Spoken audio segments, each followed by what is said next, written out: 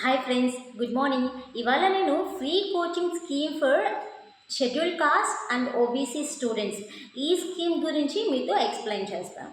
So ఈ scheme యొక్క main objective ఏంటి, ఈ స్కీమ్ కింద ఎలాంటి ఎగ్జామ్స్కి ఫ్రీ కోచింగ్ ప్రొవైడ్ చేస్తారు, అప్లై చేయాలి అనుకుంటే ఈ schedule caste people and OBC students ఎవరైతే ఉంటారో వీళ్ళకి కావాల్సిన ఎలిజిబిలిటీ క్రైటీరియా ఏంటి, అండ్ ఆల్సో సో స్టూడెంట్స్ని ఏ రేషియోలో ఈ స్కీమ్ కింద సెలెక్ట్ చేసుకుంటారు, అండ్ ఆల్సో యాన్యువల్లీ ఎంతమంది స్టూడెంట్స్ని ఈ స్కీమ్ కింద సెలెక్ట్ చేస్తారు, అండ్ ఆల్సో ఏ మంత్లో అప్లికేషన్ రిలీజ్ అవుతుంది, ఇవన్నీ కూడా ఈ ఈ పర్టికులర్ వీడియోలో ఎక్స్ప్లెయిన్ చేస్తాను. ఓకే, ఈ స్కీమ్ యొక్క మెయిన్ ఆబ్జెక్టివ్ ఏంటంటే ఎవరైతే స్టూడెంట్స్ కాంపిటేటివ్ ఎగ్జామ్స్కి ప్రిపేర్ అవుతూ ఉంటారో వాళ్ళకి ఫ్రీ కోచింగ్ ప్రొవైడ్ చేయడమే ఈ స్కీమ్ యొక్క main objective.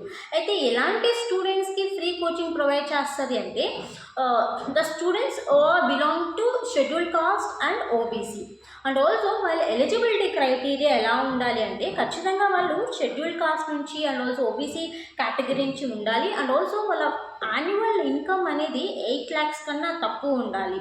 Okay, and also every year annually ఈ స్కీమ్ కింద దాదాపుగా 3,500 స్టూడెంట్స్ని సెలెక్ట్ చేసుకుంటారు. అందులో 70% ఆఫ్ సీట్స్ అనేవి ఓన్లీ షెడ్యూల్ కాస్ట్ స్టూడెంట్స్కి రిజర్వ్ అయి ఉంటాయి, మిగతా 30% ఓబీసీ స్టూడెంట్స్కి రిజర్వ్ అయి ఉంటాయి. సో ఒకవేళ ఆ ఇయర్ ఆ 70% ఆఫ్ స్టూడెంట్స్ ఎస్సీ నుంచి కనుక సెలెక్ట్ అవ్వకపోతే, ఫర్ ఎగ్జాంపుల్ 50% సెలెక్ట్ అయ్యారు, ఇంకొక 20% ఖాళీగా ఉన్నాయి, వేకెంట్ ఉన్నాయి సీట్స్ అంటే ఆ సీట్స్ని ఓబీసీ వాళ్ళతో ఫిల్ఫిల్ చేయొచ్చు.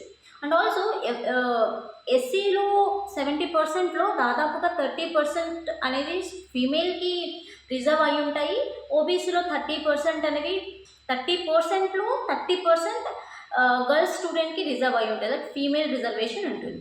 సో ఇప్పుడు ఎలాంటి ఎగ్జామ్స్కి మనకి ఫ్రీ కోచింగ్ ప్రొవైడ్ చేస్తారు అంటే UPSC, state public services, SSC, banking, insurance, అలాగే క్యాట్ ఎగ్జామ్ ఉంటుంది, క్యాట్ ఎగ్జామ్కి, అలాగే IIT JEE, NEET exam, and also TOEFL, GRE ఇలాంటి ఎగ్జామ్స్ ఉంటాయి అన్నమాట. అలాంటి వాటికి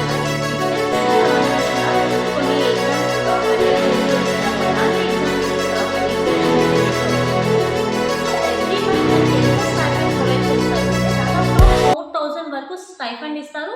అలాగే ఏ క్యాండిడేట్ అయితే మెయిన్స్ క్లియర్ చేసి ఇంటర్వ్యూ వరకు వెళ్ళుంటారో వాళ్ళకి ఆల్మోస్ట్ 15,000 వరకు కూడా స్టైఫండ్ ప్రొవైడ్ చేస్తారు. ఒక క్యాండిడేట్ ఈ స్కీమ్కి ఎన్నిసార్లు అప్లై చేసుకోగలరు అంటే ట్వైస్ అప్లై చేసుకోగలరు, ట్వైస్ మాత్రమే ఎలిజిబుల్ ఉంటుంది ఆ క్యాండిడేట్కి.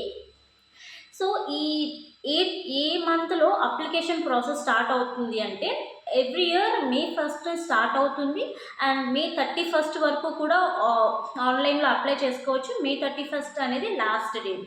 సో ఇప్పుడు ఇంకా ఫెబ్ కాబట్టి మేలో అప్లికేషన్ రిలీజ్ అయిన తర్వాత మళ్ళీ ఇంకొక వీడియో ఇన్ డీటెయిల్గా చేస్తాను. ఓకే, సో ఇలాంటి మంచి మంచి స్కీమ్స్ మన సెంట్రల్ గవర్నమెంట్ ప్రొవైడ్ చేస్తుంది. ఇవన్నీ రిసోర్సెస్ని మనం యూస్ చేసుకొని చాలా ఎగ్జామ్స్ మనం క్లియర్ చేయొచ్చు. సో యూపీఎస్సీ బయట ఆల్మోస్ట్ ఢిల్లీలో అయితే ఆల్మోస్ట్ అరౌండ్ 4 lakhs అవుతుంది. సో ఈ స్కీమ్ కింద మనం అప్లై చేసుకుంటే మనకి ఫ్రీగా కోచింగ్ ప్రొవైడ్ చేస్తారు. అలా చాలా ఎగ్జామ్స్కి ఫ్రీ కోచింగ్ ప్రొవైడ్ చేస్తున్నారు సెంట్రల్ గవర్నమెంట్. ఓకే.